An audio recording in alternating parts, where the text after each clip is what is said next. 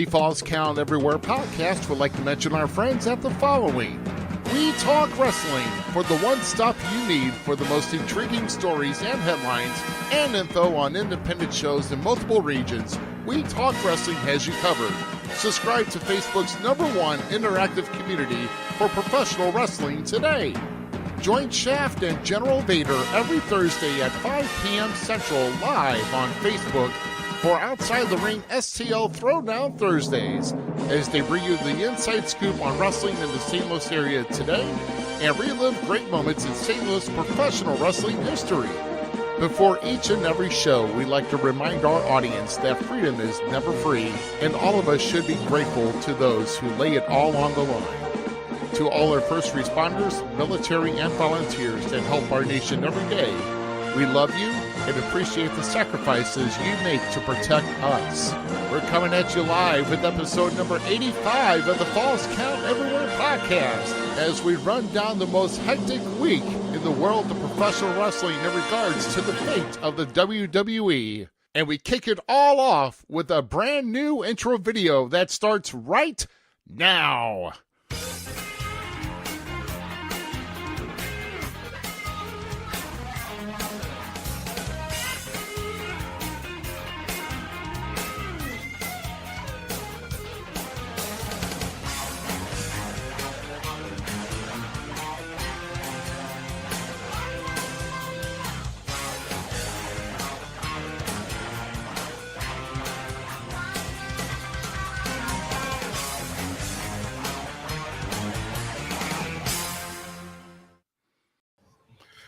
We're late, but we're here.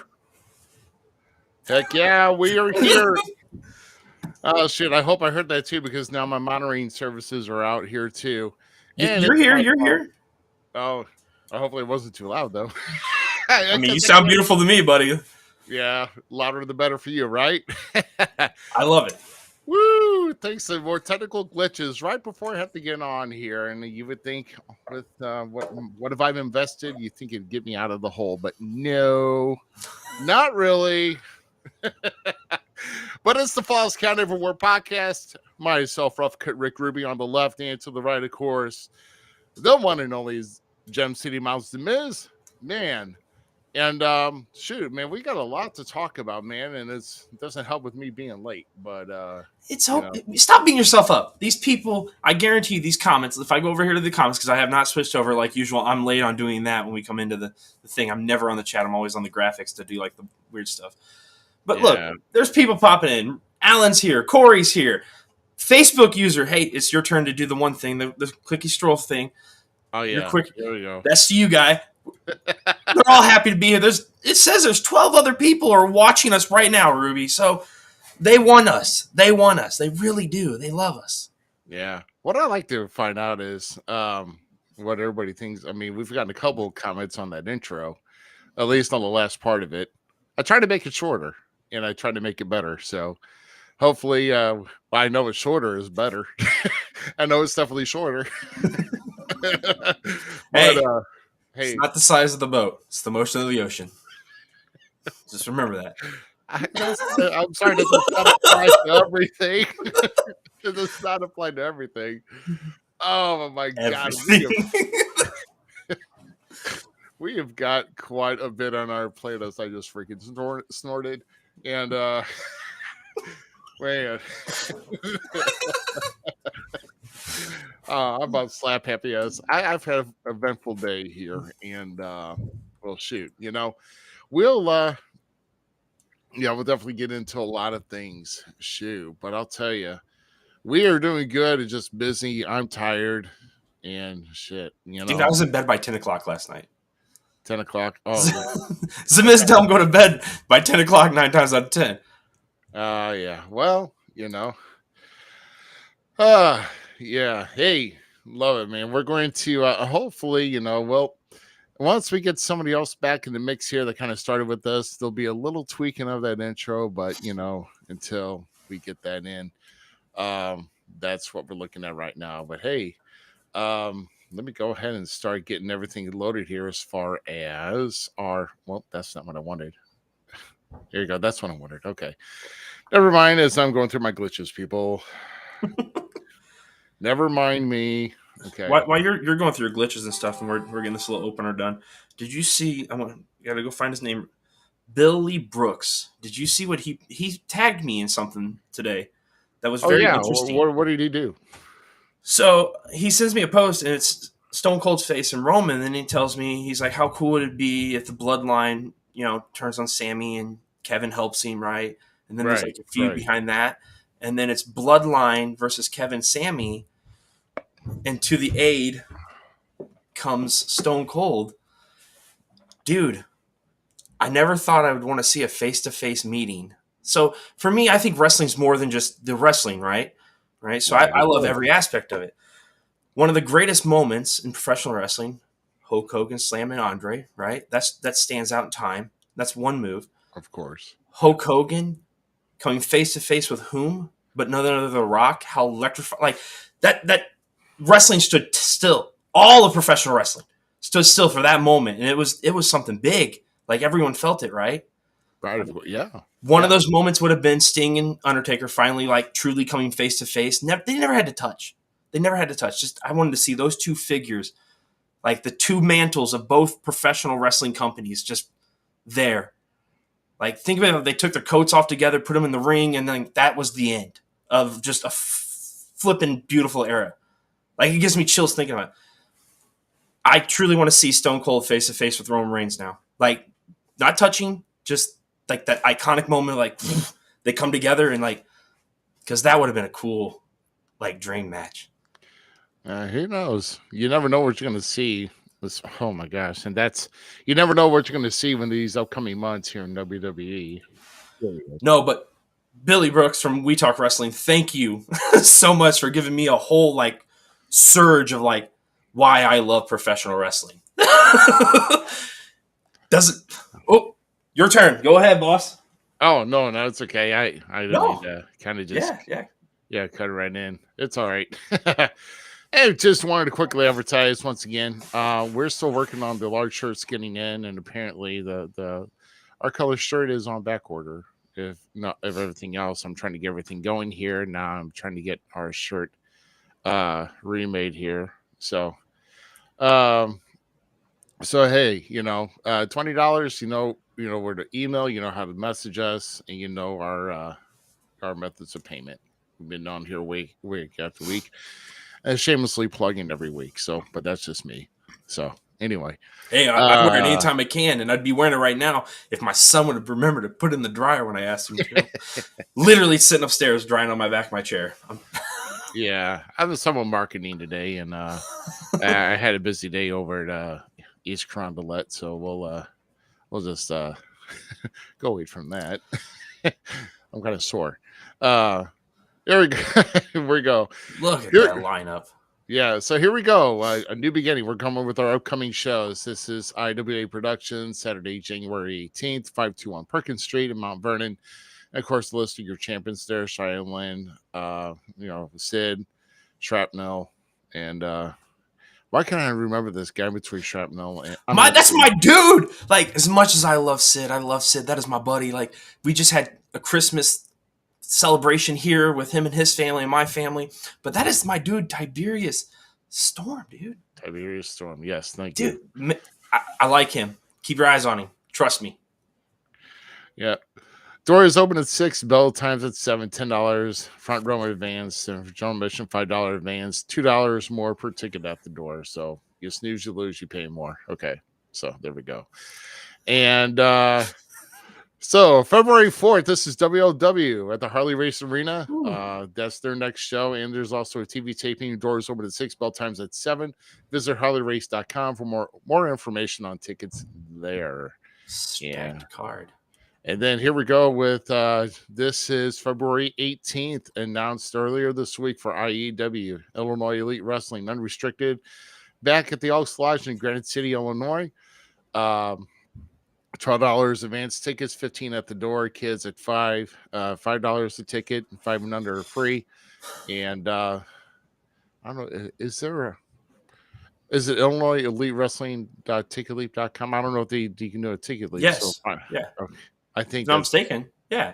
I think that's what it is. Alan, correct us. I'm almost certain that's right. Alan, we need you. Alan, Alan, We need the Alan. website, Alan. We are lost.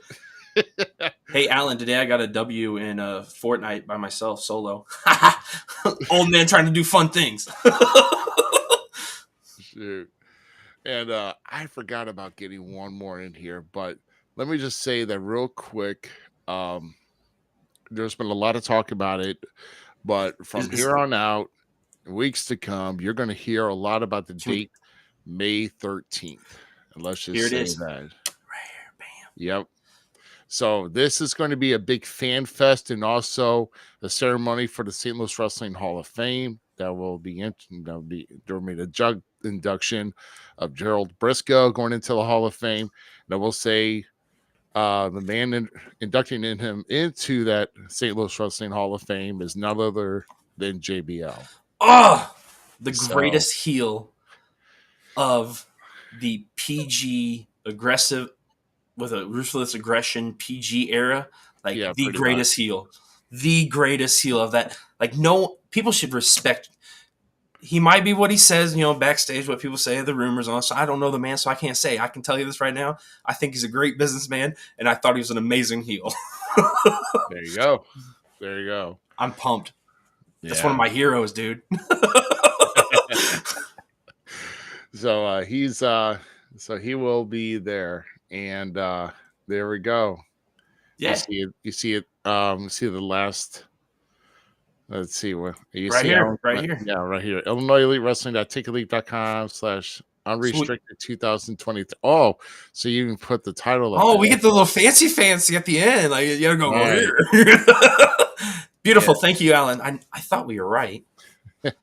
Please type the following 56 characters in order. I'm such a jerk. Anyway, I heard there's going to be a surprise there. Surprises. Man, everybody's trying to pull their surprises in 2020. Everybody. I don't know if I can announce it yet, but there is going to be a surprise there. I can tell you that. Something big for your boy. Oh, okay. I was going to say, is it like a Cracker Jack surprise or? I mean, I guess, it is me. I'm not, I'm more like I'm like a jumbo bag of Cracker Box though. I'm cool with that.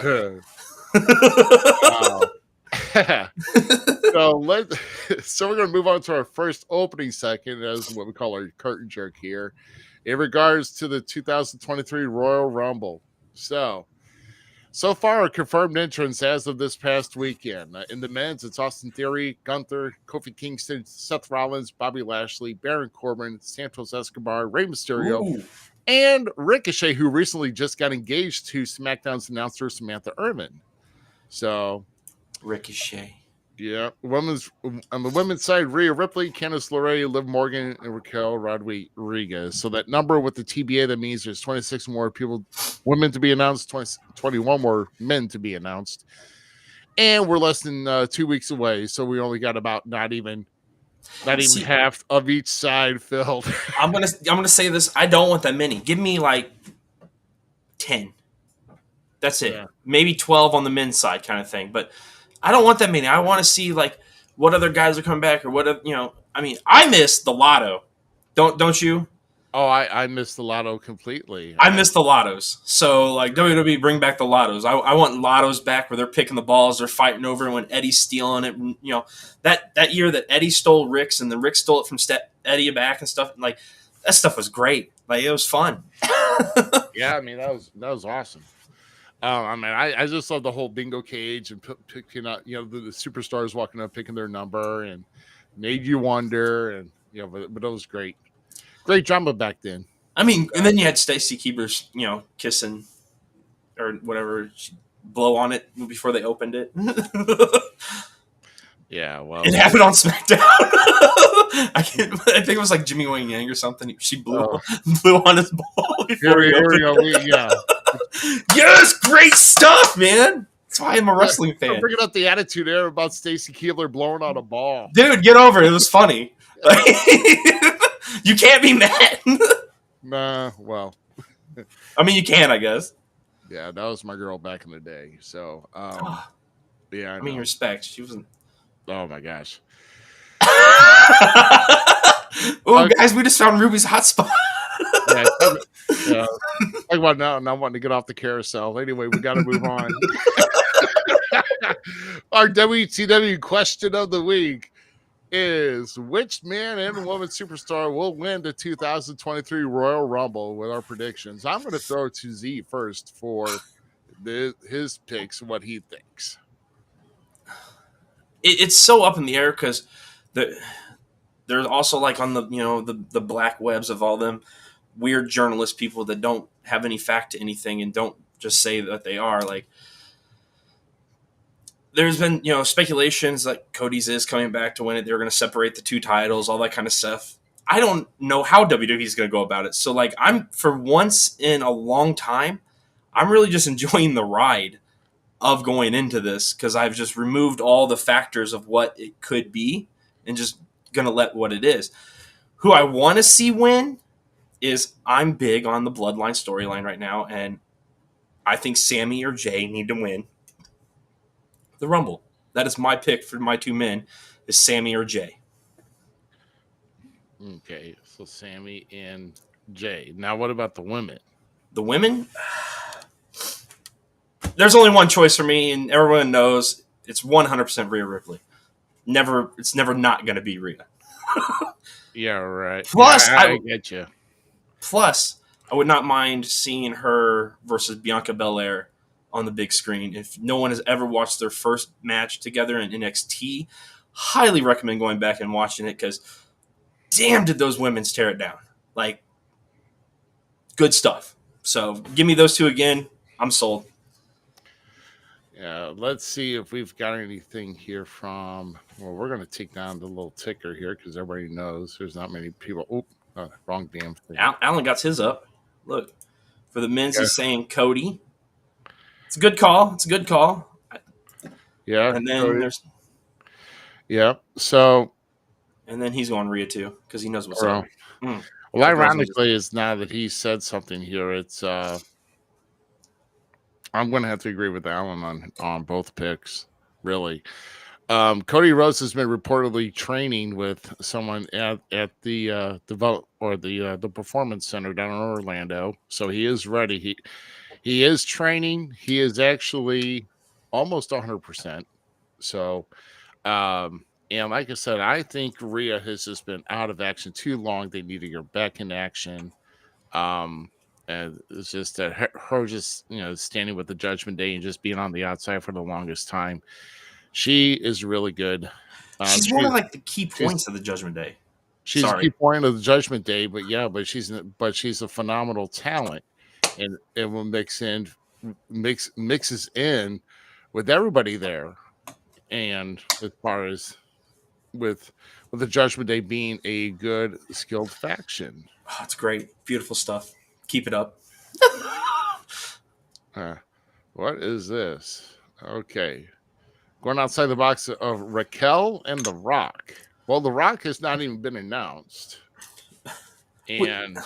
But as far as even being there, we're lucky if The Rock will even make a Hollywood appearance at WrestleMania. So I doubt that it's going to be The Rock. They do commit that it's down in San Antonio this year. So no, Shawn Michaels will not win. That was good. I like that.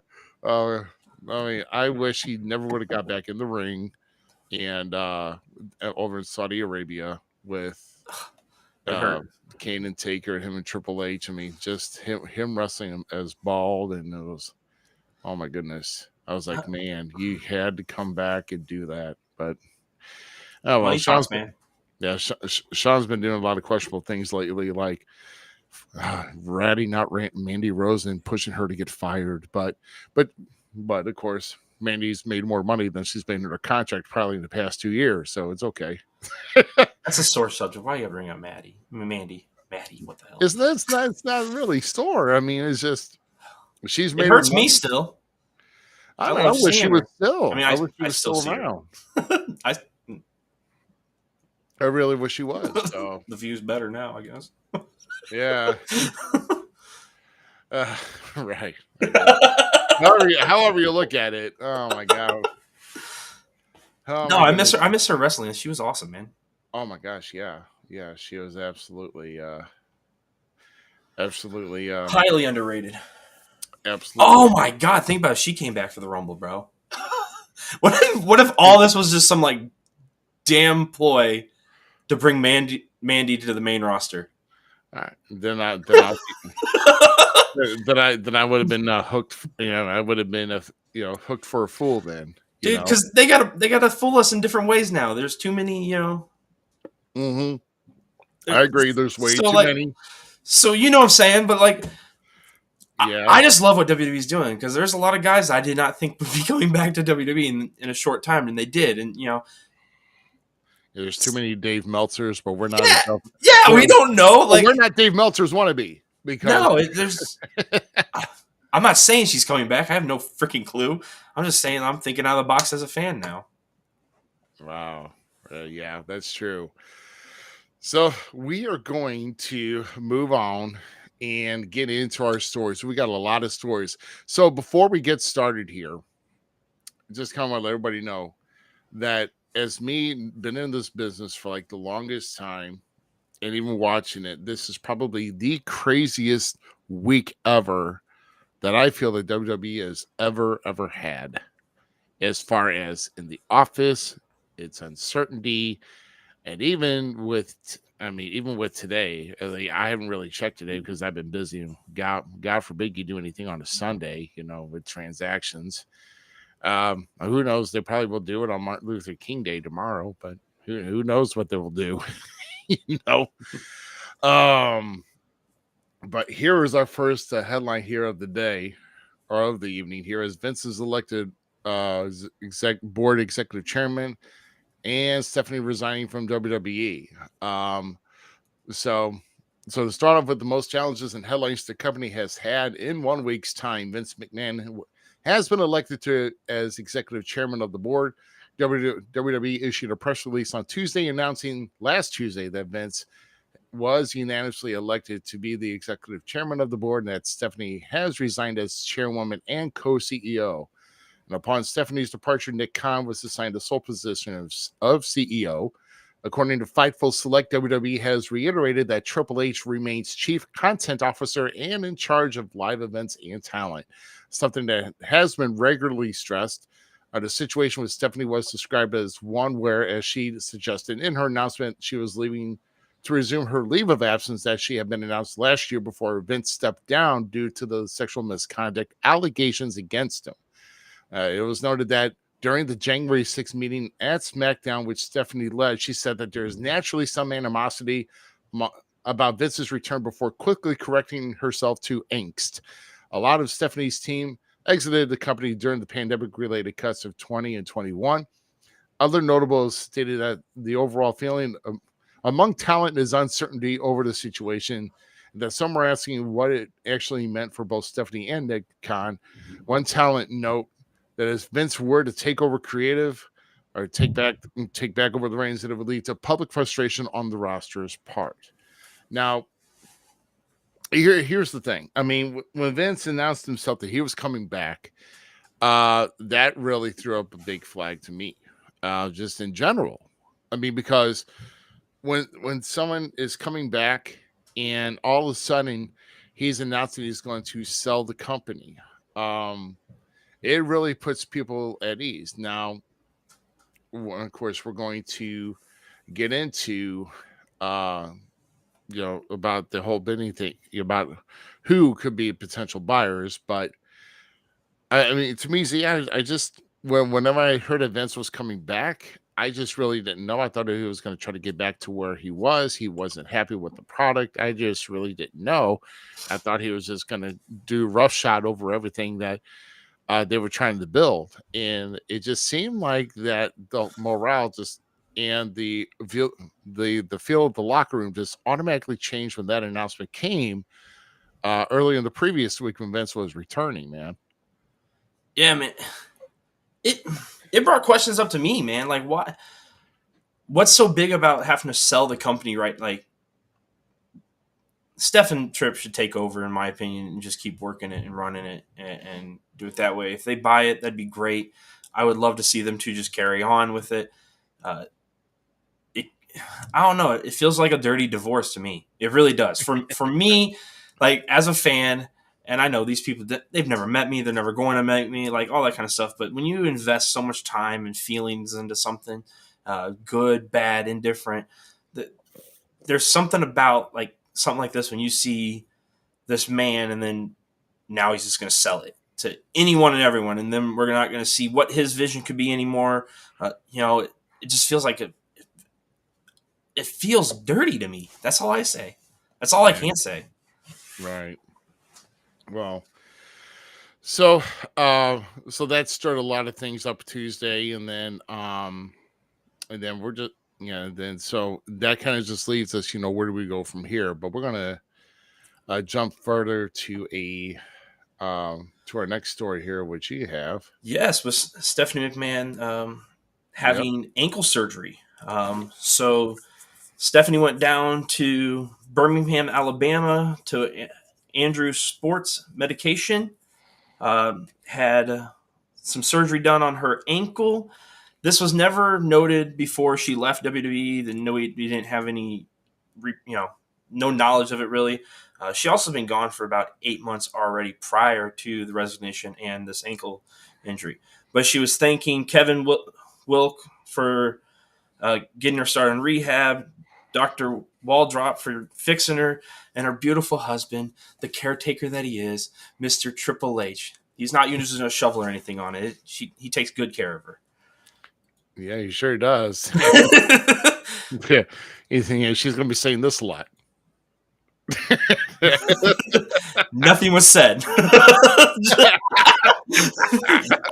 I did not hear your little box. If you did anything, my brother. Oh, really? Yeah. No, I didn't. Speedy recovery though. Out to Stephanie. Her standing down, dude, was like, I don't know if I'm more hurt about Vince selling the company or Steph leaving, because that's like one of my crushes when I was growing up. Right. Man, Steph was cool. Steph was fun. Like her character throughout WWE and the Attitude Era was something that I always enjoyed. Chris Jericho being one of my favorite professional wrestlers, and The Rock mocking her about her chest and all that stuff. Like all that kind of stuff was just so much fun. And Rhino's in the ring, like huffing and puffing back and forth, like the wedding scene. Like Steph was cool, man. People knock Steph too much on what she gave to us as fans in the WWE, and then what she did for all the women backstage and being that movement and that strong. Like she's the type of woman that I want my daughter to be. Not lying. Yeah. Like, I mean, she's a strong, successful businesswoman. I mean, she really kind of followed in what Vince in the as far as business aspect what Vince was doing. So, and that's why it hurts so much that he's just selling it. Like, I don't care what CM Punk once said, the pipe bomb, the doofus son-in-law and the bimbo daughter, they could have done it. I feel like they could have done it, and they could have done a great job in carrying on. But if it has to be, they have to buy it because Vince bought it from his dad. I respect that. Right. Absolutely. How about we go? Here, Aaron Wallace with a great memory. Yeah, with Stephanie slapped Linda. There you go. Yep. So our next story comes to us here with there we go. A lawsuit has been filed over Vince's return to WWE. So his return to the WWE Board of Directors is the subject of a lawsuit filed by a WWE shareholder against the chairman. Bloomberg reports state that Scott Fellows filed lawsuit on Tuesday in Chancery Court of Delaware against McMahon. The suit alleges that by forcing his way back onto the board, McMahon violated WWE's character and breached his fiduciary duty as controlling stockholder. Fellows who is asking that the lawsuit be classified as a class action one so that others can join, argues that McMahon forced his way back in and then added an amendment that prevents the company from executing deals without his approval. This is the amendment that allows McMahon to approve any media rights or sale deals. Fellows is asking for the court to declare that McMahon breached his fiduciary duties and invalidate the stockholder approval amendment, as well as asking for damages covering the cost of the lawsuit. So it's not like McMahon has not been held hand over fist in lawsuit after lawsuit after lawsuit as long as he's been with this company. This even goes back to the days where Hogan testified against him and get this whole steroid scandal. And of course, there's a whole special about that. If you happen to look for Dark Side of the Ring, I'm sure there's a special on that here too. And of course, I haven't seen the latest one on Dark Side of the Ring regarding with the 9 lives of Vince McMahon that was presented on Vice, which I got to try to find. But this is a major deal. So, I mean, what do you think happens from here? Even if he, would they kind of prevent from going forward with the sale of the company until we kind of find out on this lawsuit? And this is even if there's even more headway that's done here this week. This is definitely a blocking tactic from the board, in my opinion. Oh, absolutely. So it's just for Holt. It's just weird, Dude has all the lawsuits on him from outside sources in WWE due to misconduct, right? And then once he tries to I think he got most of them fixed and covered. Then he's back here and he wants to sell the company again. So I get it. Like, it just seems really shady. Like I said, it sounds dirty. It seems very dirty, like he's protecting something. Right. Well, obviously he's coming back, to try and sell off the company. To come back and sell off the company is just, how do you take it? Because the man is 77 years old. He probably wants to find a way to secure the financial losses that he had taken with the company, or as far as having to do this hush money whole thing, whatever the case may be. But, or maybe he just feels like, hey, instead of, coming to my funeral and bear me upside down so you can kiss my, my backside, I'm just gonna give it to you with no lube while I'm here. So, yeah, I'm just, it almost seems like there's just, I don't know if it's vengefulness, bitterness, whatever the case may be, or just trying to save his keister or trying to hide something. So, like you said, there is just nothing really clean about this whole deal. To me, it doesn't seem like it. So, it just seems off-putting. That's all. Like, it doesn't make sense. Absolutely not. I don't live in their shoes. But by the way, never mind on that message I sent you. Okay. I misread. Yeah. But no, like I don't feel good about any of this, and hopefully it gets fixed. Myself and one of the other We Talk Wrestling guys were talking about it a long time ago. Alex, dang it, I forgot his last name right now. But this is what we've been waiting for, and we've been hoping to see. So this is going to be the spectacle right here, in my opinion. Yeah, exactly. So we're moving on to our next story, which is what you have. Where social media pro wrestling reporter Stephen Mulholz, whatever his name is, Stephen Dushkinu, on DAZN, posted on Twitter that WWE was selling to Saudi Arabia public investors firm, right? That blew the internet real up. and it was just all over the place. People were talking about it. There's a bunch of uncertainty.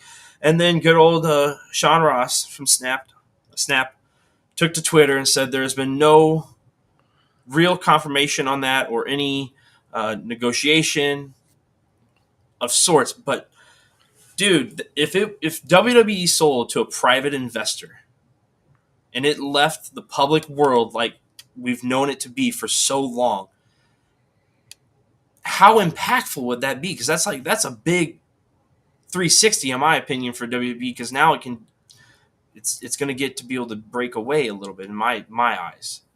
I don't like the idea of Saudi Arabia taking it. I'll tell you that right now. No, yeah. So what this means is that if it's sold as a private sale, that means that Saudi Arabia's public investment fund would WWE will come off the stock market. And for those who have WWE stock, well, I don't know what would happen with that. So what happens if something comes off the stock market and you got stock? Yeah, and the real question is this: could then Vince McMahon take creative control back? But yeah, I mean, I don't know. It just all depends who they appoint as boss, right? You know? But how does that work when you're already a public shareholding company? Like, I've never seen that happen in my life, not to my knowledge. Yeah, I haven't heard of it either.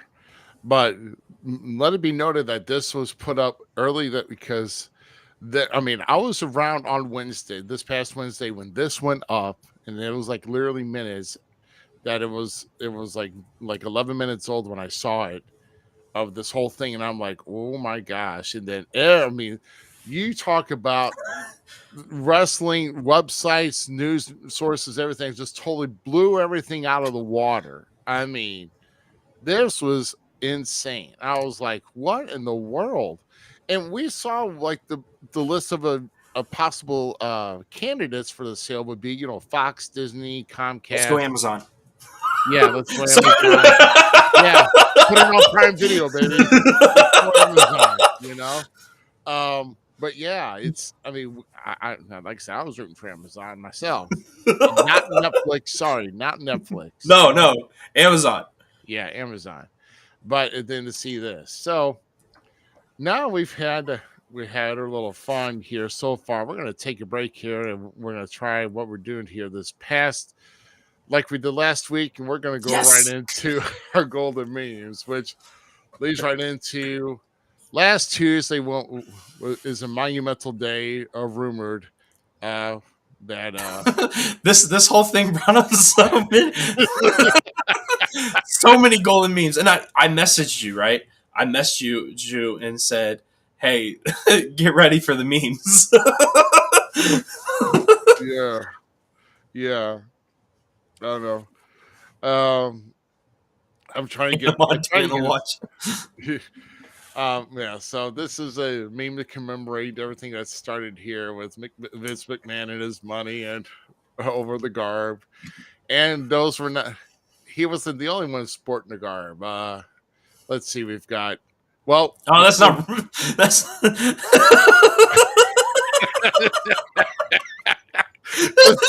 I couldn't stop. Myself included. The rest of the world after seeing WWE got sold.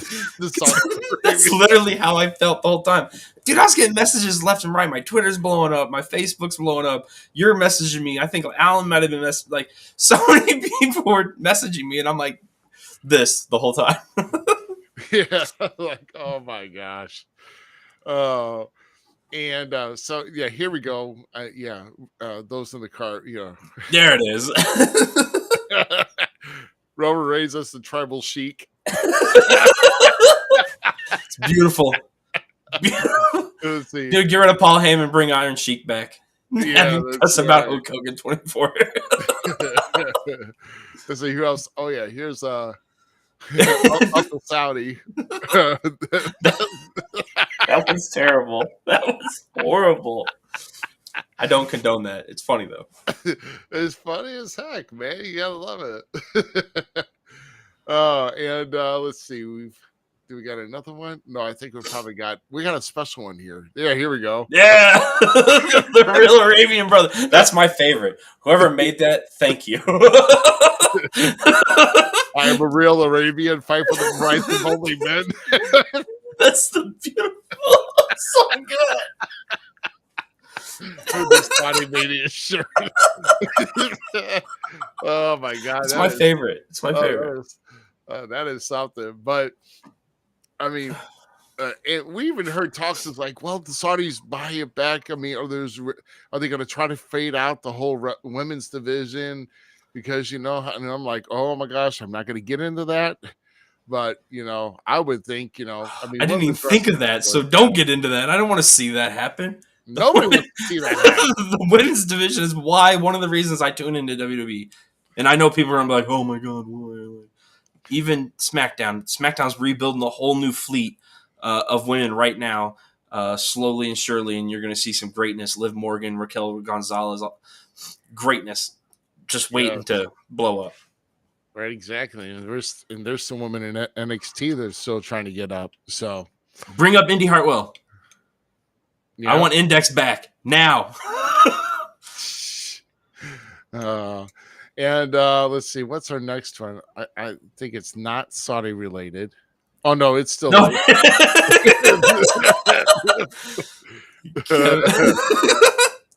If you know, you know.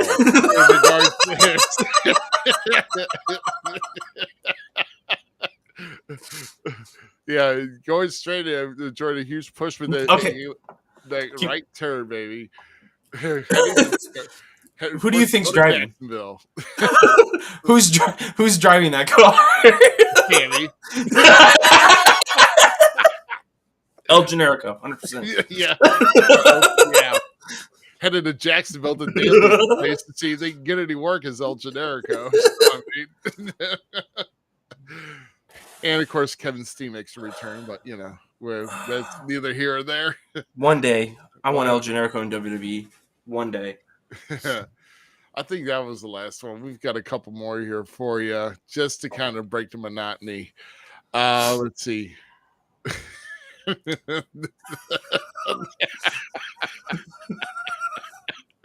It's still one of my favorites. You gotta love the AJ Styles transformation. That's a good one because that's about when he came back. He came to WWE.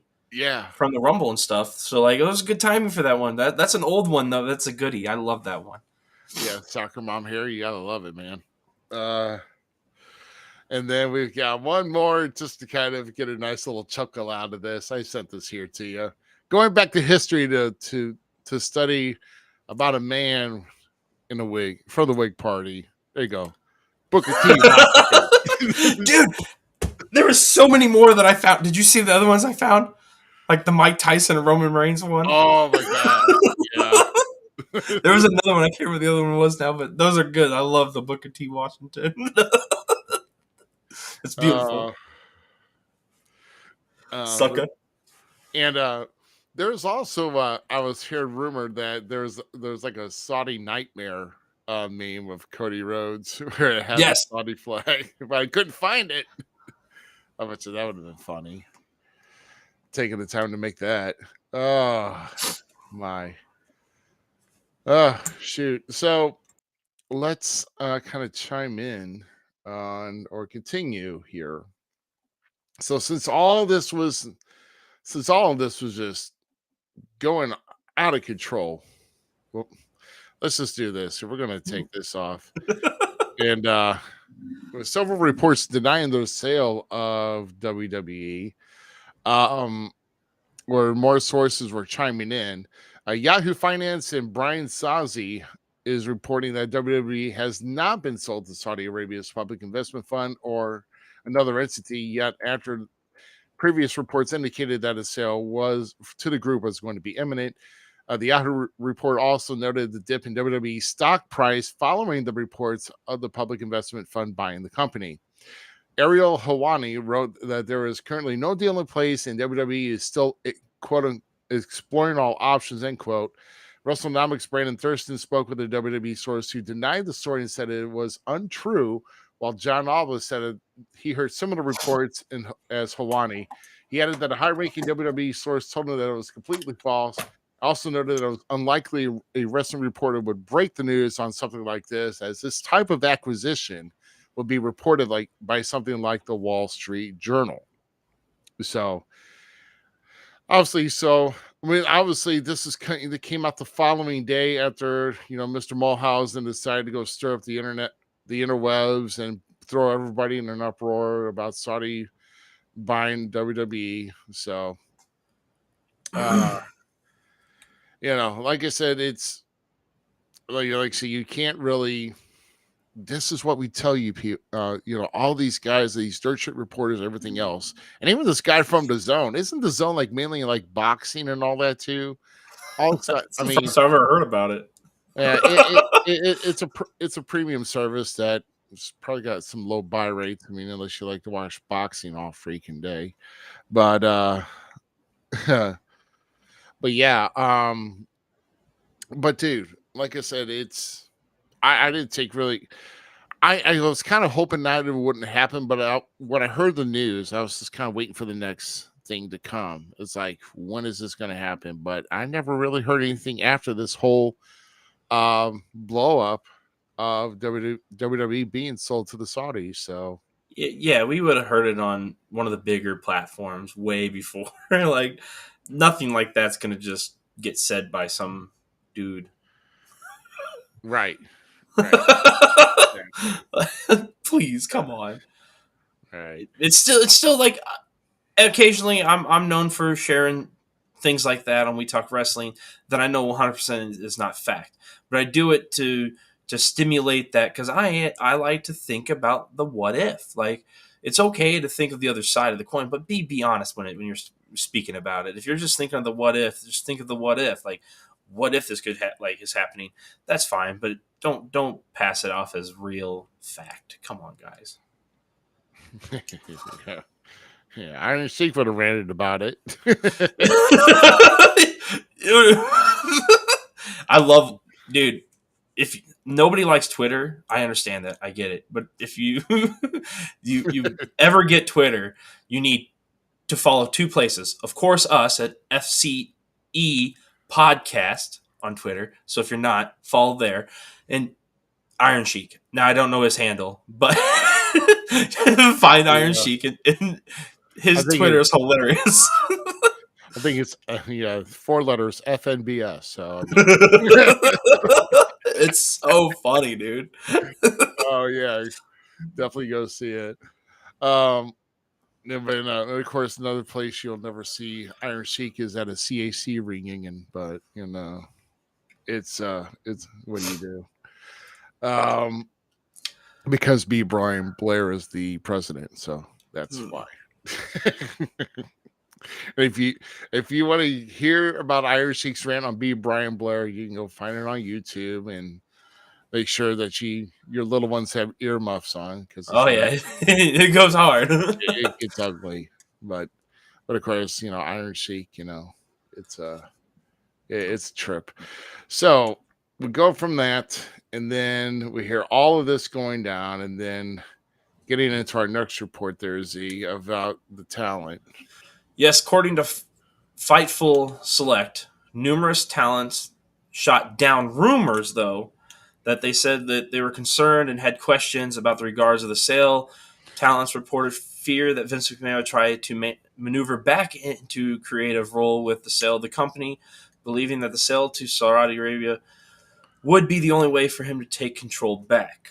Now, with that being said, numerous wrestlers, those who have recently returned to WWE since McMahon's return last July, retired last July, and even top stars, told Fightful that they would walk out of the company if the announcement of the sale to Saudi PFI or PIF did happen. So, previously, while WWE officials admitted that Triple H would remain as chief creative officer, Fightful notes that there were rumors last night that he was moved to work in international level live events. So Yeah. And of course, like everything else, rumors, nothing verified. It's nothing. just, it's just everything's just surfaced. So, what do you do? Uh, That was a mouthful. I'm not good at that. it's, it's okay. It's all right, buddy. Um, so yeah. I don't know. I mean, like I said, going back before, I mean, Talon wants to know what the heck's going on, I mean, because they were doing live events in Saudi Arabia. Do they do more, like if it went down, what happens? Is their job at stake? Or they do more events in Saudi Arabia? Do more events outside the US? Who's paying for what? Is there going to be policies changed? A lot can be changed with a change of ownership. And whether they embrace it or don't embrace it is up to them. So, uh, so yeah, uh, but yeah, it's something that it's something that it's going to be so in regards to the talent. Like I said, they really can't put any stock in all this rumor that's going on. So And we, obviously, they're going to get a note from the company saying, "Okay, it's a done deal." So, you know, but yeah, I mean, wouldn't have when I mean, as far as using, I mean, if you're like on the if you're on the roster, you hearing all this, it's like, what the hell's going on? I mean, so what do you wait for? I would be somebody that probably jump ship too. Like if that is what some of them said, I'm not saying it is. I would probably be one of those guys that would not stay with it. The good thing about wrestling right now, there is a huge surplus of it. So we can go anywhere. They can go anywhere they want. They can build off what reputation they already have in the WWE. Impact just had supposedly an amazing show just Friday night. I heard great things about that. So once again, that's a company on the rise still. AEW is doing good enough to stay alive, and I think we're going to get into more of that here in a little bit. But I would probably be one of those wrestlers that'd be like, "Hey, I want on my contract. I'm going to go this way." If Saudi Arabia would purchase, I feel wrestling world would change forever. Oh, absolutely, And, especially and WWE. Yeah. yeah, and not in a good way. I don't think Mm-mm. it. I mean, it might for somebody else, but I don't think it's going to be what not only the fans, but what a lot of the wrestlers would want whatsoever. Yeah, absolutely. Um. So after that, we hear as the last Thursday there is more rumors of potential buyers. Besides, we hear about Fox, Disney, everything we stated. Go Amazon. Uh, too bad we didn't get Elon Musk in the whole mix, but What? Oh, that would be blow. That would blow my mind. yeah, right. I mean, he only bought Twitter for $44 billion. You think he'd be able to buy this company, Because he owns a robot company. What right? better way to feed AI but then through Twitter? Right. I'll, Exactly. I'll go down that rabbit hole. No, let's go wrestling. But seriously, like, great move. But So Dave Meltzer of Wrestling Observer Radio noted that the Saudi Arabia PIF is still in the running. However, especially if it's decided to take WWE private. However, they are one of several companies that are currently looking to buy, while the Saudi PIF is still in the running. It would be far too early for any such deal to be finalized. The WWE is looking to sell by the middle of the year. WWE CEO Nick Khan was in Los Angeles this past week attending the college football championship game. While there, he met with heavy hitters about the idea of the sale, which included Walt Disney Company CEO Bob Iger, ESPN CEO Jimmy Pitaro, and it was also noted on Endeavor, which owns UFC, is also in the hunt. Now, in regards to that, I mean, guess who's not really too happy with the sale? These people right here. No, so they are totally opposed to the sale. With the new report from Exos that alleges Stephanie McMahon and Triple H had expressed opposition to the sale of the company. According to the report, the sources said that Stephanie and Triple H, quote unquote, had opposed the sale. It was important to note that there was no confirmation that Stephanie's resignation had nothing to do with the opposition of the sale. WWE brought on J.P. Morgan this past week to help advise of the sale. Announced on Thursday that it had also retained the Rain Group, Kirkland and Ellis LLP, and August LLC as advisors in various capacities to support WWE's management team and its board of directors in connection with the review of strategic alternatives to maximize value for all WWE stockholders and other stakeholders. So now we're getting this to Z. Now, first it was J.P. Morgan that announced along with this when WWE was looking to sell the company. Vince McMahon came back. Now they're bringing like three or four other people now? Yeah. Yeah. So there's three people now, or three other companies now, along with J.P. Morgan. So there's four that are in as far as to advise the sale. So now you got four hens in the hen house that want to lay the golden egg of the sale. And obviously with this, they're gonna definitely be comparing notes for a while. So it's definitely going to be in the middle of the of this year of 2028, 23 for the sale of WWE. So man, I don't know where to go from here, because it's just like now you're pulling in more people to try to sell this company. And once again, it's just like McMahon's like, I'm the majority stockholder. I'm going to do what's best for the quote unquote best for the company. So It's putting that fire. I mean, he wants that company sold. Bringing in four companies to help sell it, that's massive. And Nick Khan is right there at the helm, just plucking away. This guy has came in and deteriorated WWE from the inside out, going up the ladder. Like, the dude's done great to get to his position, and supposedly he gets a big bonus too on the sale. I don't know if you saw that. You know, once again, that's rumors. I don't know anything. I'm not in those meetings, but that's been said too, and that would bring question to why the sale is going so fast and so much. And Triple H and Stephanie, they deserve every right to be upset and mad if they are, and if anyone says different. I mean, Triple H has been and breathed wrestling from a very young age and pushed through and learned everything he could. Like, it's the dude's damn dream. And Stephanie, obviously, is her dream. She grew up in the business.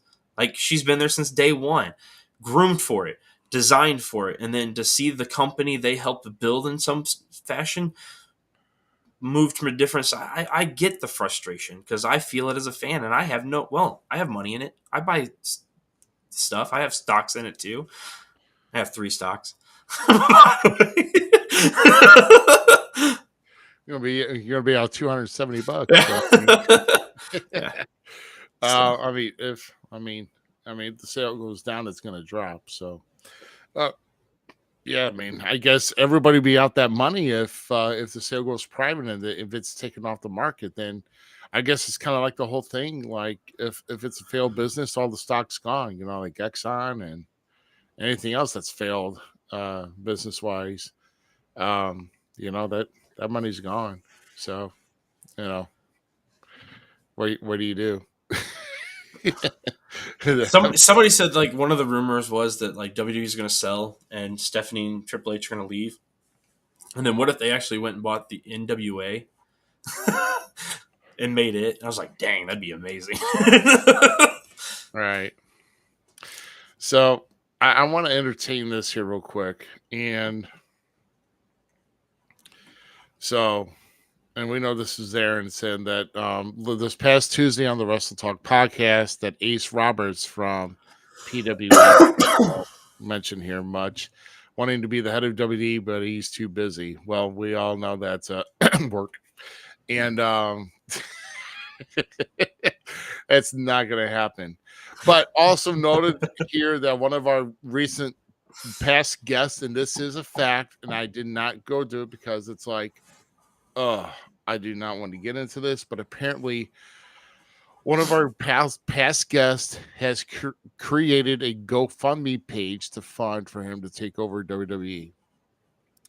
And I am dead serious. But how serious is he with it? And I don't know how. How? But Boom. yeah, but That'd be gnarly. I don't think it's really serious here. But it's the Golden Boy Greg Anthony who actually put out a GoFundMe page to go buy WWE.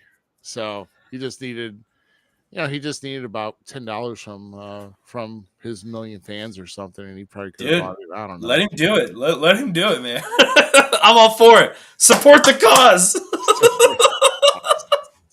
Let Golden Boy Greg Anthony run WWE. Yeah, He was fun to talk to, man. He could do it. yeah. I He mean, could. I'm sure. I'm sure. I mean, it's gonna be a bigger roster and bigger, bigger way to draw. But yeah, I guess it can be done. Um, so let me see here. We'll even do this here too, guys. I'll even do this up here. I'll entertain shit because we want you to interact with us here, in the studio here. If because we want to either talk. Actually, do I have my phone up? I think I do. I got the phone up. Let's see. Should I call time and temperature? I don't know. It's here. That's we're gonna actually gonna do a quick test here right on here as we're doing this. You can't hear my soundboard at all, right? Right, Z?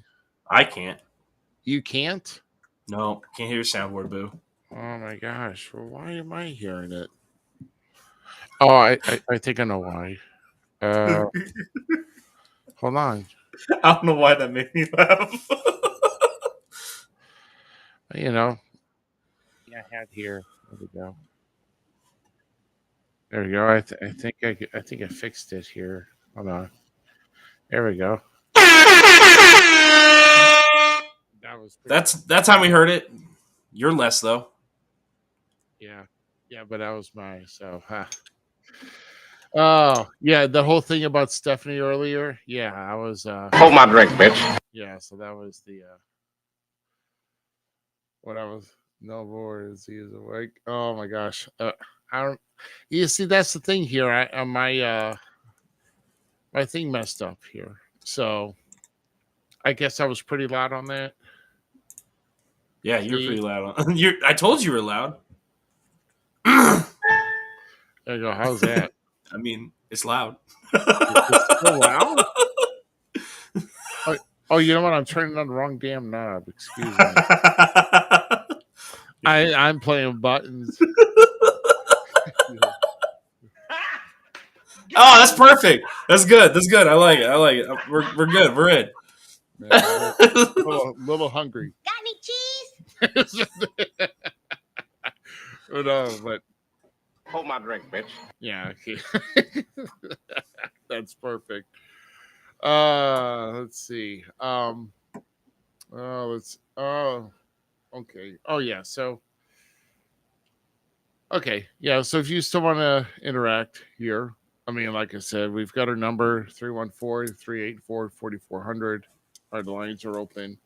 But I don't know if there's anything going on here with my board that will allow me to share. So I've been running into some glitches here. But as we're doing that, I will continue on.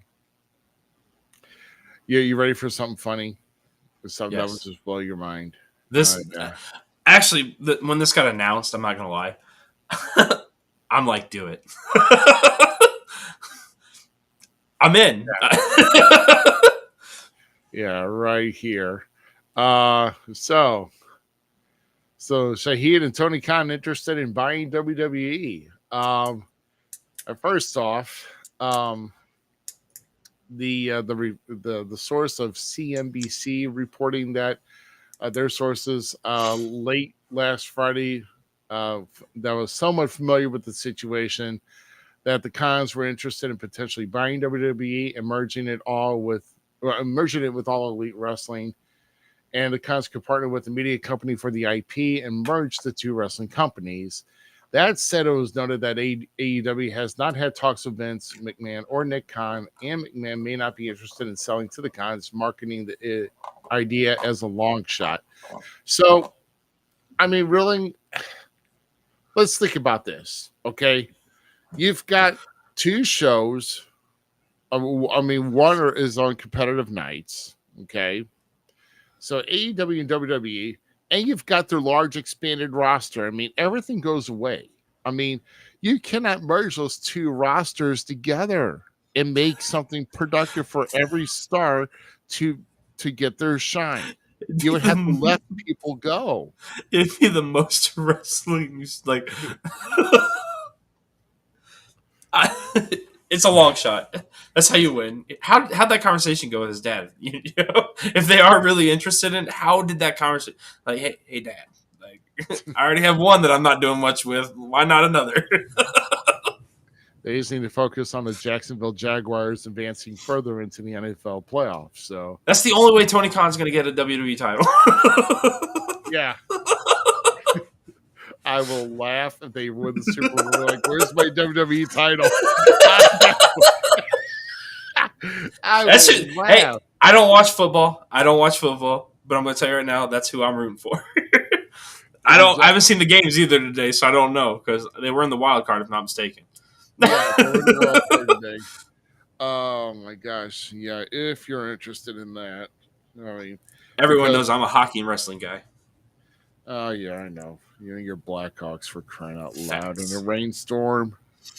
Hey, we beat the Avalanche the other night, so yeah. I mean, honestly, it's a flip a coin of who I hate the most: the Avalanche or the Blackhawks. It's like I have to flip a coin. Oh, that's fair. Yeah. So the Bills advanced today with the team that DeMar Hamlin was on. You know, you heard a lot about DeMar being in the Giants over the Minnesota Vikings, which is the Vikings. Yeah, so the Vikings are out, and right now, as we speak, the Bengals are leading the Ravens. Actually, you know what? It's basically over. There's 8 seconds left in the fourth quarter, and the Ravens have the ball, but where do they have the ball at? Oh, they got it. Oh no! Oh, they got the field. It's not in the air; it's on the field. No, they actually they got one last play, 4th and 20. It's on the Bengals 27-yard line, and they are down to 7. So they need a Hail Mary to get into the end zone in order to tie it. Let's go, Ravens! Like I said, hockey's the real sport because you can fight too. They have points on it. They have points on it? They really do. There's a stat for fighting in hockey. That's a sport. It is. Man, I love watching hockey fights back. Dude, I will say though, and I know we're getting a little off subject, but we got my first hockey game ever was at the old St. Louis Arena back in '89. My brother took me. And it was the Blues versus the Blackhawks.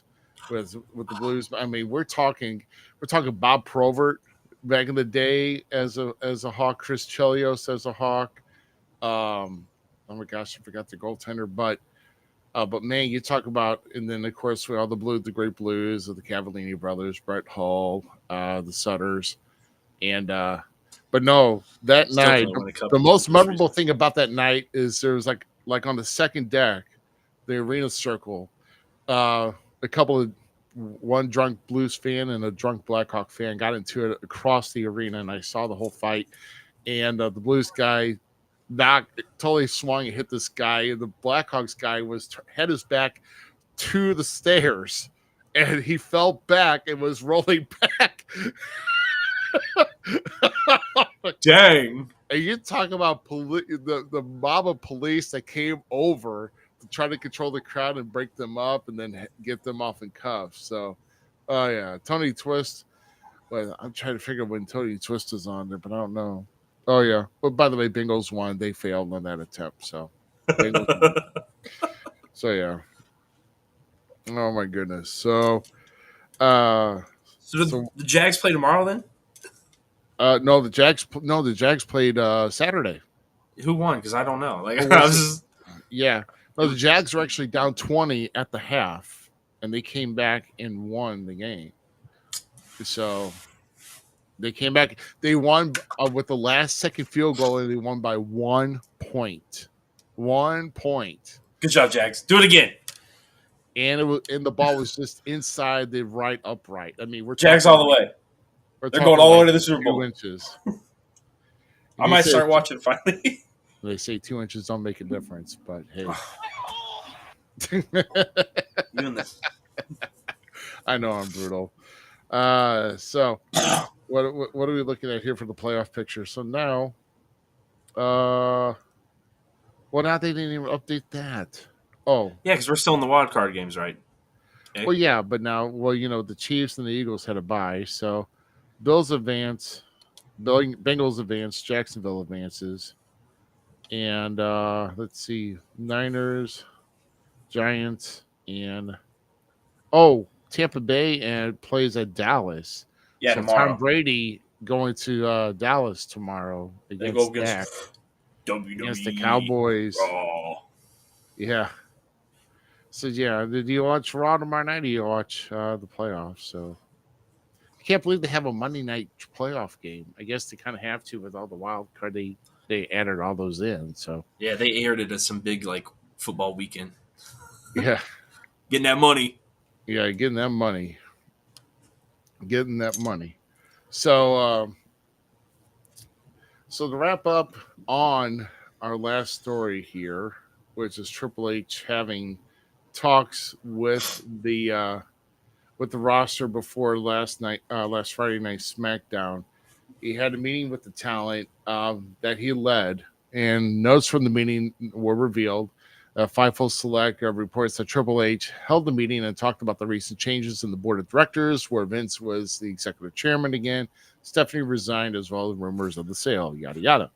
According to the report, Triple H told the talent that he has been assured Vince's return is strictly to determine if a sale should happen and help facilitate who to sell to if they do. And he also shut down the reports of a sale being a done deal, of course, saying that even if it did happen, it would take much longer at the time than the time frame reported. He also stated none of the changes at the top will change his creative plans or who is on the creative team. He noted that anything could change, but that right now, that he has the final say over creative, and that may he discuss things with Vince McMahon, who makes the final call. Interesting.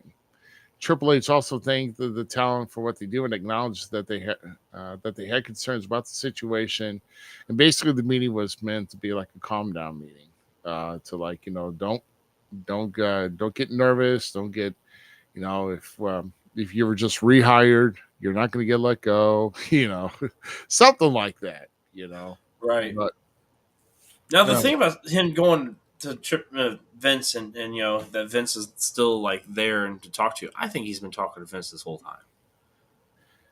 right. If you ask me, why would you not still be picking the brain of one of the greatest minds of this industry? So Triple H has done a really good job since Vince has left, and I've enjoyed everything going on. I personally think everybody was picking their weight. Even I know I've been critical about Hit Row recently since coming back. I think those guys are really maybe starting to find their groove and stuff and get motions going. It's a rebuilding process for all those men and women that just came back.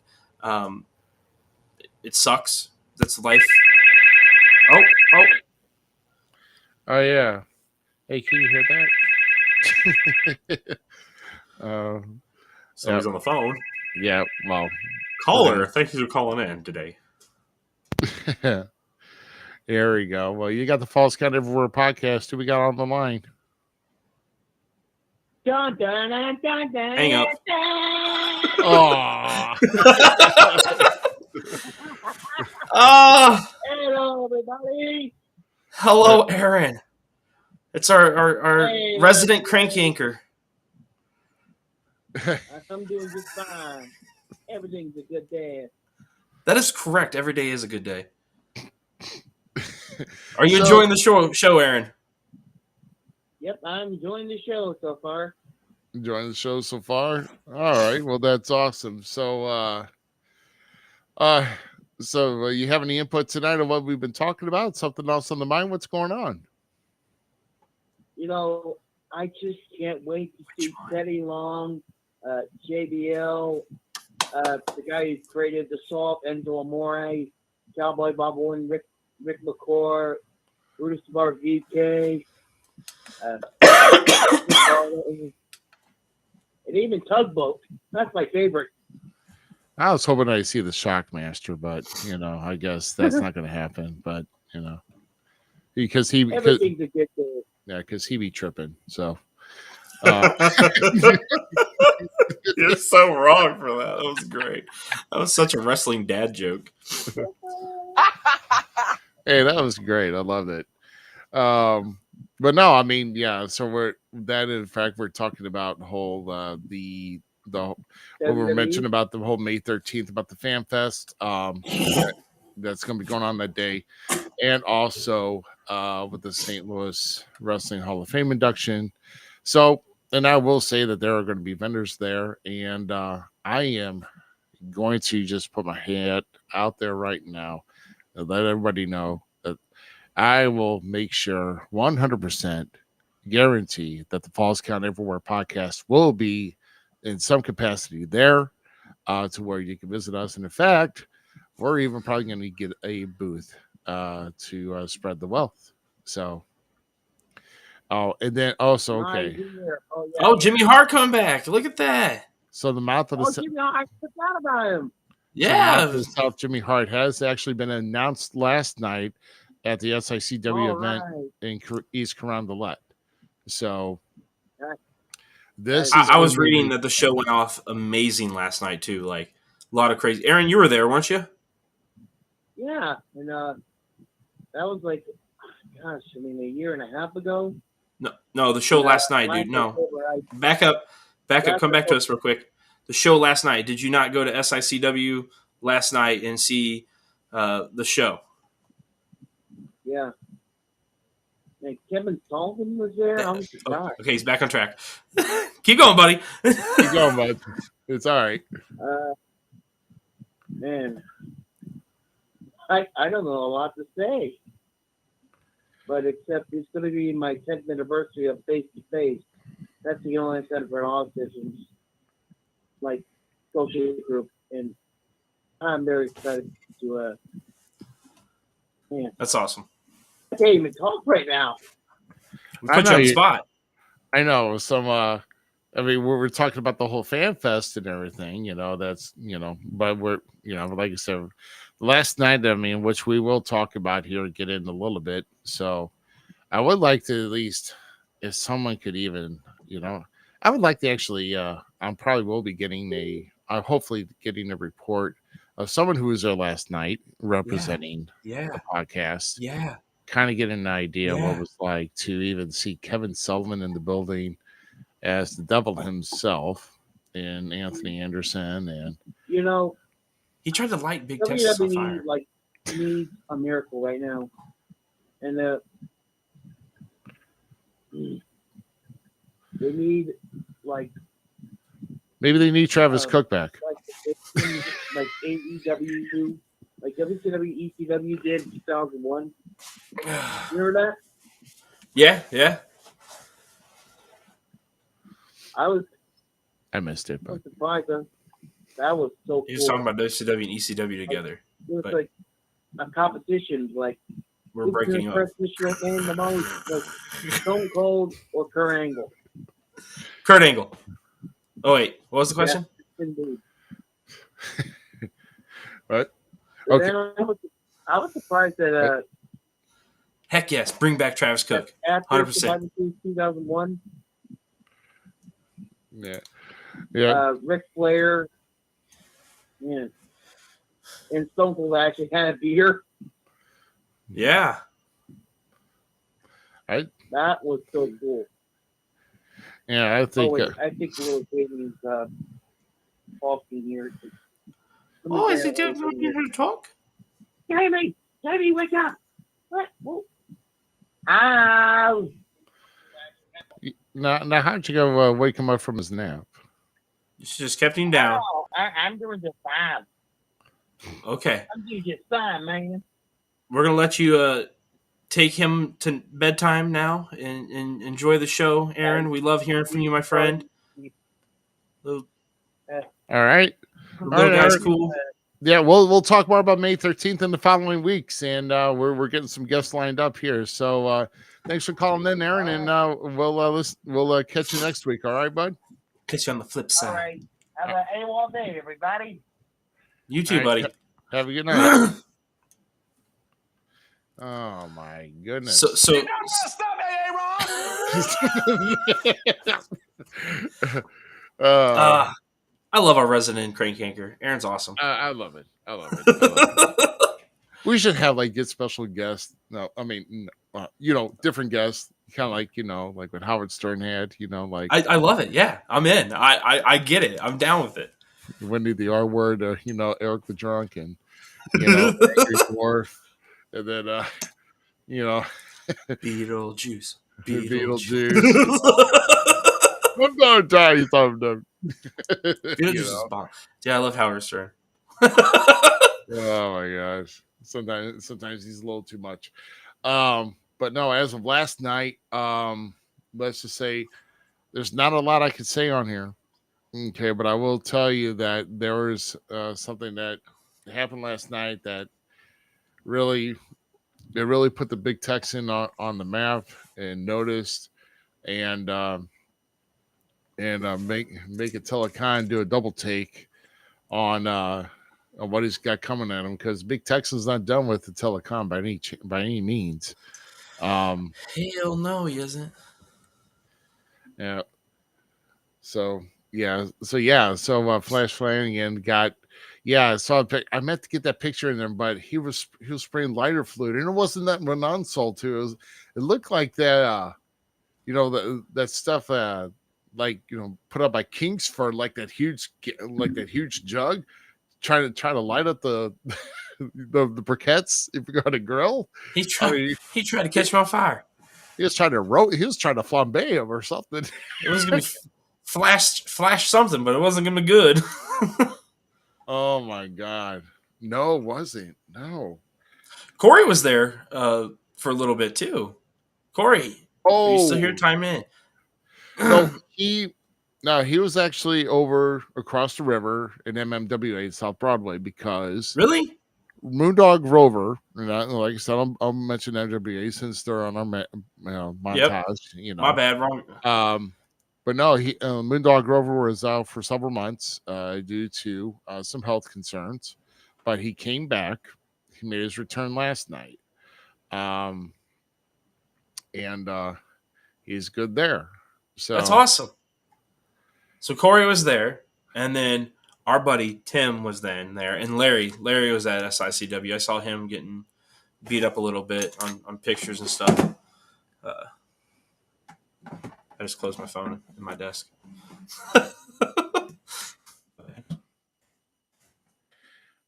Yeah, so I'm checking some sources here. Yeah, I know you are. Yeah, you know me. I'm always. Man, I mean, the wife and I are going to AEW in March, I think. She's like, "Hey, we're doing this," and I'm like, "Oh, okay." Yeah, I didn't even know, dude. I was like, "Sweet." So, yeah. Well, so you're going to AEW when it's coming here in town. That's like the week before WrestleMania coming through, right? Yeah. So, but in my understanding that they're doing Dynamite and Rampage. From what I understood, yes. But are they both going to be live shows? Because if that's the case, then we're going to be hanging around in St. Louis for a few days. And good Lord, hold on. There and there, hold on to your lug nuts, boy. At least make sure you find a decent area to stay down here. My God, people are nuts. Just saying. I ain't staying around there. We're going Wednesday, so I'm pretty sure it's 2 shows, like the same show. Like we're there for 3 hours. Yeah. So. Oh man, that's not the photo I was kind of hoping. Okay. All right, hold on. What'd you do? All right. No.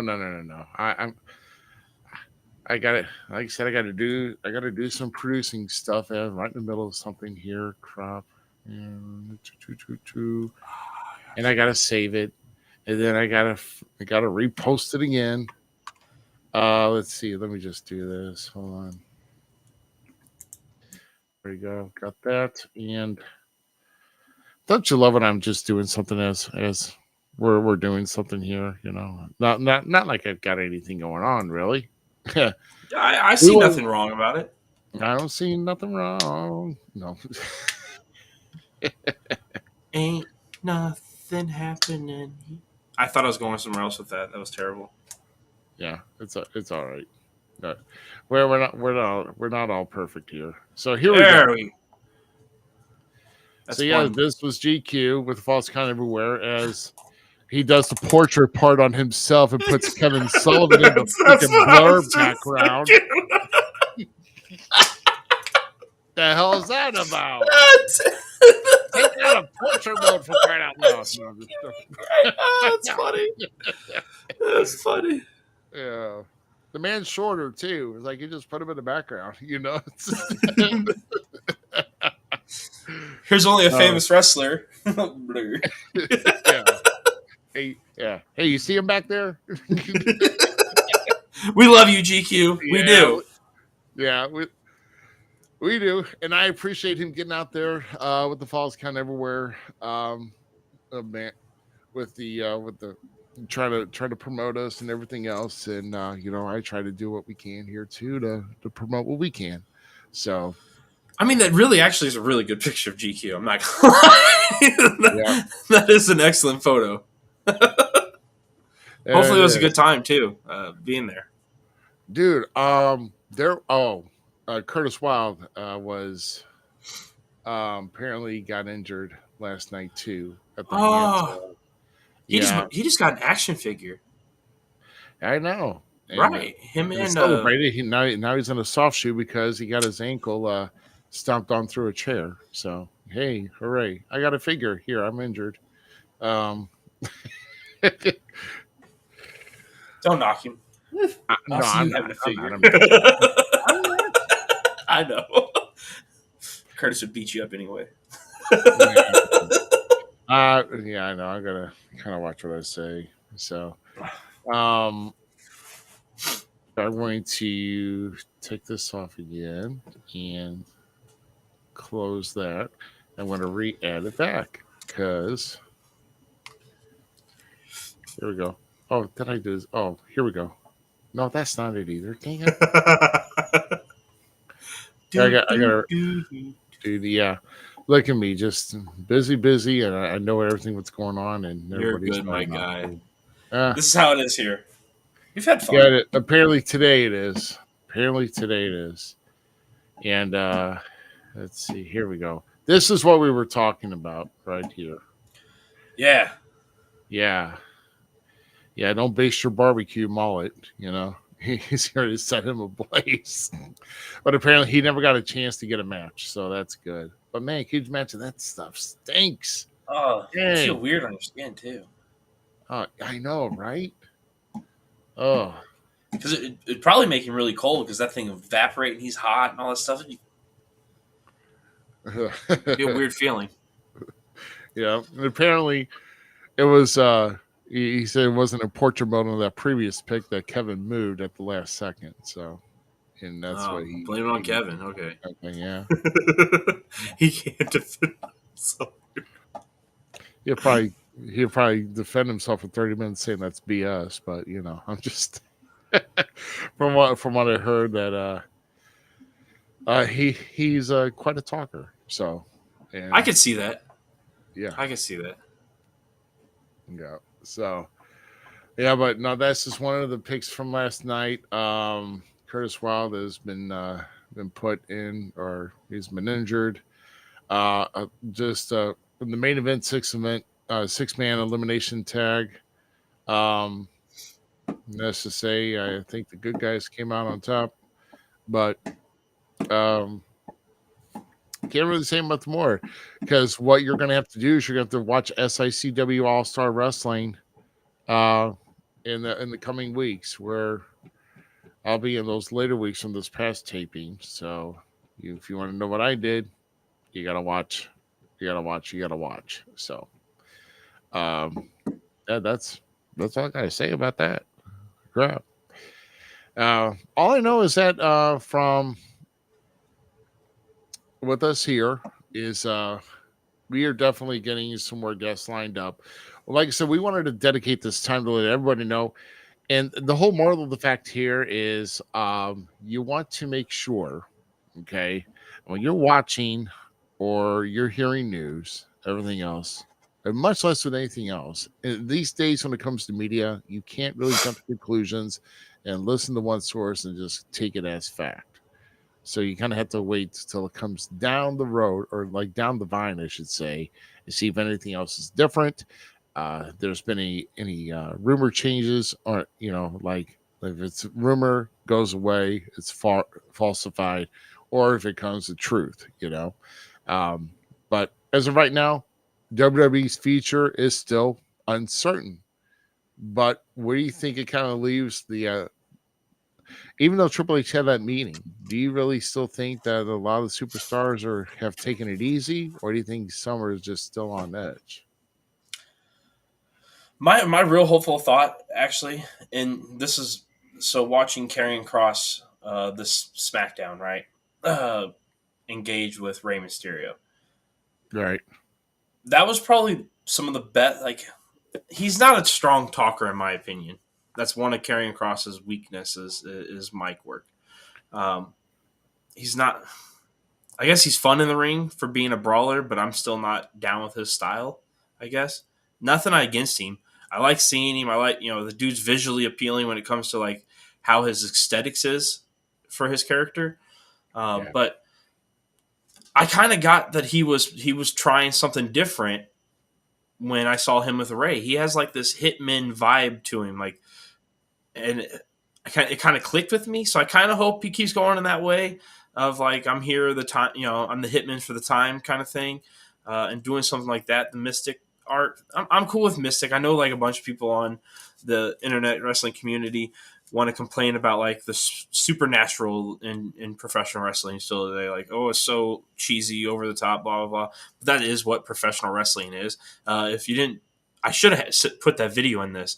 This would be a great moment for that video I posted on We Talk Wrestling of a gentleman from TikTok talking about like why you should watch wrestling, and it was spot on. Like it was 100% spot on why you should be a wrestling fan. You can watch a zombie cowboy beat up some dude that's in his underwear but wielding a sledgehammer, and then you have another guy that's talking about pie and smelling what the Rock's cooked. Like that's what wrestling's about. Hulk Hogan was larger than life. Was this monumental Goliath killing dude, and that's what wrestling's about. And Karrion Kross, he had that appeal to me that day. So I think hopefully it's going to actually put a fire on everybody's ass. Like, because WWE has like the perfect roster right now, literally the perfect roster. So I hope it brings back that fire we saw in the Attitude Era, where they, Triple H, all of them said they're just trying to conquer each other. They're just trying to be better than the next person. So hopefully that desire comes back again. I hope so too. I mean, I just kind of wish this whole business. I don't know. I really don't know the idea why he wants to sell the company. I guess the real truth is not going to be revealed. Never really is when something like this just comes up. Like the bot. The creator has come back to destroy. Almost kind of makes me feel like that whole angle with him bringing, that WWE is poisoned. The NWO, bring the NWO back. Yeah. It's had to hire the NWO to bring them back in, But in real life, here's the real kicker. And this is what everyone, fan, worker, all of us have to understand is he doesn't owe us a definition of why he did it. He doesn't owe us anything. Like it's going to be there for us to speculate. You can hate it. You can love it. You can watch it grow. You can watch it change. It's your choice how you depict it. I for sure am going to continue to be open to whatever wrestling is out there, and whoever purchases WWE in the long run, hopefully they keep it similar to what I know as a child and keep that passion alive where I can sit down with my kids and we can have fun, go to shows and stuff, and we can. That's what it's all about to me is giving the fans, giving me a way to release for just a couple hours a night. Like, it's a great time, and I love wrestling. So I just hope it evolves and we get to keep it. WWE's awesome.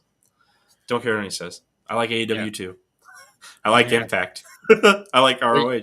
But don't merge WWE and AEW. That is the most ridiculous thing you could have ever done. I mean, WCW is something different because WCW at the time, though, they came out the worst year in its existence in 2000. And Vince did the right thing with just not hiring anybody right away. And that's probably what AEW would do. If they have bought, they'd be like, okay, well, we're going to play the way that you did WCW. We're not going to bring you all in at the same time. Dude, if and it wasn't WWE. Remember the WCW stuff? Some of those guys' contracts were so big that they didn't have to go to work for WWE. Like, right, and they were still like granted and stuff. But think about how cool that time frame would have been if all those big names could have migrated over. Scott Steiner has some great program stuff going at that time. Like, that brings. I'd maybe get to see my Roman Reigns Kenny Omega match. Yeah. Damn it! I want to see it. Yeah, you got about $6 billion going by this company. I want to see this one match. So before it doesn't happen, that match would make money. I'm telling you. I didn't say it wouldn't. It'd be worth the investment. That one. It wouldn't make the money back on the purchase. To tell you that. It'd make a little bit back. Yeah. Also, I've also heard some reports too about Fox losing revenue ever since they brought SmackDown on. About taking some loss in several $1 million over really? the years. Yeah.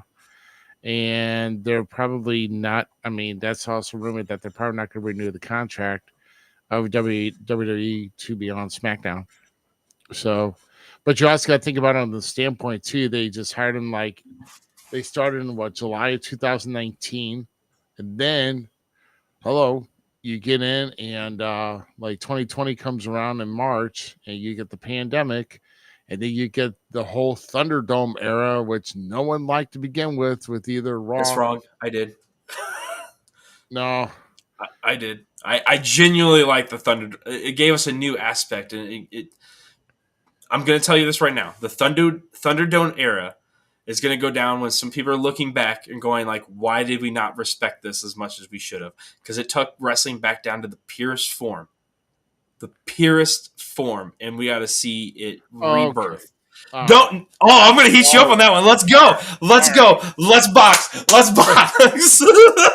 I mean, for one, okay, for those, I could not, as a wrestler, okay, for as long as I've been in this business, I cannot wrestle with a bunch of freaking 2,000 plasma TV, like a high definition TVs that's behind me, and some filtered in chants, filtered in cheers, filtered in boos. It's not genuine to me. To me, the product looked freaking lame. It looked like human wrestlers fitting themselves into the freaking video game. That's all it looked like to me. And I was seeing it from the other side. I was seeing it as the kid, the fan. So this is why it's so nice to me, okay? I literally took it back. Like, through that whole time, like, before the Thunderdome era, before all of that in COVID, I was actually about to walk away from wrestling. Like, 100%. I was going to walk away from wrestling. It was no longer fun. Like, I was having issues in our little Midwest industry. Yeah, okay. Well, time out. No. Let me finish. So I was having issues there with myself, like that. It wasn't the illness of it for myself. Like, it wasn't something I wanted to be in. I was also feeling the illness of the fans and the internet community, like being so just negative towards it, like all that stuff. I'm telling you, go back and watch it and take away strip it all the way down. Okay, I went back to the kid that was sitting in front of the video game machine. Okay, SmackDown for the PlayStation 1, where you got to build and your buddies would come over and play with you as Undertaker, Stone Cold, and you built your own storylines through the game and stuff. It was a beautiful thing. That's what the SmackDown 2. Oh, SmackDown 2. Correct, right. So that was the thing that I was seeing when I was watching the Thunderdome. That's how I got so much enjoyment out of it. And then the whole time I'm seeing this, okay, my son, my oldest, my buddy, my best little friend, he plays video games with me occasionally, like Chase, one of my dudes, I'm watching him fall in love with wrestling stronger. So Chase just loves to make his own stuff up. It took everything back to why I loved wrestling. And that was just the crazy storylines, the crazy characters, the people trying to just entertain for entertainment. There was nobody in that arena for them. There was they stripped away everything, took us to a whole new different direction in wrestling. Nobody wanted to see it. Everyone hated it. You had the negative impact of what was going on around us with the fucking pandemic. I'm sorry for cursing there, but I'm passionate about this. The Thunderdome era should mean so much more to professional wrestling because I think it is the rebirth segment of wrestling. I think it's what's going to make wrestling the greatest thing we've seen in the last 60 years. I'm literally taking that long of wrestling, and we're going to see this amazing, beautiful storyline fold out just throughout of wrestling. And I'm talking about the boom of wrestling coming back, the drive for it. I have so much love for it. And during that time, I started to see this pattern in We Talk Wrestling of just everybody truly finding what they were loving about professional wrestling again. And it was just this wonderful thing, and that's what I stand for. And the Thunderdome, damn it, deserves respect. Drew McIntyre, thank you. You and that stupid sword. If anything else, it all what the Thunderdome did for me is like, all right, I'm gonna not really pay attention, or I'm not pay attention, but it's like I don't know, it's hard to watch, and whenever everything starts, when things start coming back, when they open up again, and they start getting people into the arenas, everything else, then it's going to come back as a dynamic product where people are going to they're going to want to get interactive and cheer and boo and everything else. It was beautiful. Yeah, Asuka's run during that time, Asuka's run as women's champion is something to be like, just like that woman did everything for us. Drew McIntyre, and I complained, moaned all the time, and I still do. I think his sword was the dumbest thing added to his character. He was a stunning face character, just the good guy, the knight through this crappy time. Brock Lesnar doing the fun stuff that, like, there were so many good things about that era of wrestling that I cannot. Freaking Bobby Lashley in the Hurt Business. Come on. Like, they made wrestling something fun to watch again in this just pulled back statement. And was it something I wanted to see? No, but I thoroughly enjoyed every minute of it. I really did. Yeah. Well, I think here at this point, with everything that's going on this past week, I think, to me, I think it would make the roster strive to try to work a little even harder than they have before. Something like this almost shakes your, shakes within them, and they're like, well, what's going to happen? Sales going to come down in the middle of the year. Well, maybe I should start getting on the ball and making my impression now, and making sure that that I have my spot, guarantee my spot, and kind of go from there. Well, even if it's securing a spot in WWE when the sale happens, or if by chance they have to go somewhere else like AEW or Impact or anything like that, New Japan, the resume speaks. If they can throw down now and still look good, the door's open for everybody. That's the beautiful thing right now. Yeah, absolutely. It is. It's open for just about everybody. And like I said, I want to see some of the fresher talent. The one that's been working hard in NXT, that kind of, but it's kind of hard to do that. Because WWE has such a large roster to begin with. Oh yeah, numerous. And it's going to be quite. NXT has its own show. Did you know that? Level Up. It's literally its own Yeah, show. Level Up. Yeah. So it's kind of like main event for WWE. Yeah, like there's so many things to watch WWE wise. AEW has like 19 shows, which include Dark and Evolution on YouTube. And yes, they are still considered wrestling shows in my opinion. Just because they're on YouTube does not make them any less. You have GCW, all those guys on Glory Pro, NWA, Impact. They're all running through Fight TV, like so. And then numerous on the independent side on things and then we have our own guys, our SICW on Explosion on the Roku, YouTube, and what was the other? That's the ones, right? There's another one if I'm not mistaken. On the AEW side or No, SICW. It's on Roku TV, YouTube, yeah, Roku and then what's TV. the other one? There's the third one, correct? I think it was like like the Triton Network. I don't know. I can't. The Triton Network, and I don't know how to get to that site. Never mind. I don't know. I was just trying to promote everybody. Right? Yeah. Like CHWA does their shows through Patreon. Like that's respectable. You can find Illinois Elite Wrestling on YouTube. You can find just wrestling everywhere, and it's a beautiful, beautiful thing. So pick one, love them, respect it, build them up. Go out there and cheer for your independent fans. Go cheer out for your WWE. Like that's what we're supposed to do. That's my message. Call us home, Ruby.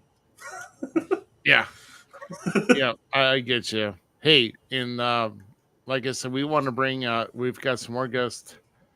Intrigue and Intrigue and Travel. Yeah, so there is a network.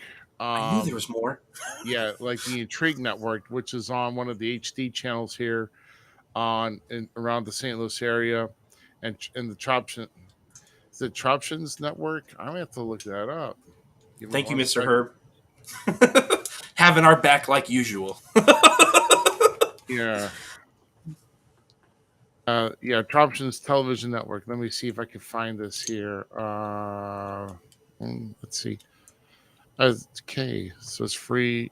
Okay, let me see if they even have this on here. Let's see. Oh, okay, yeah. So this is it. Okay, 1 second.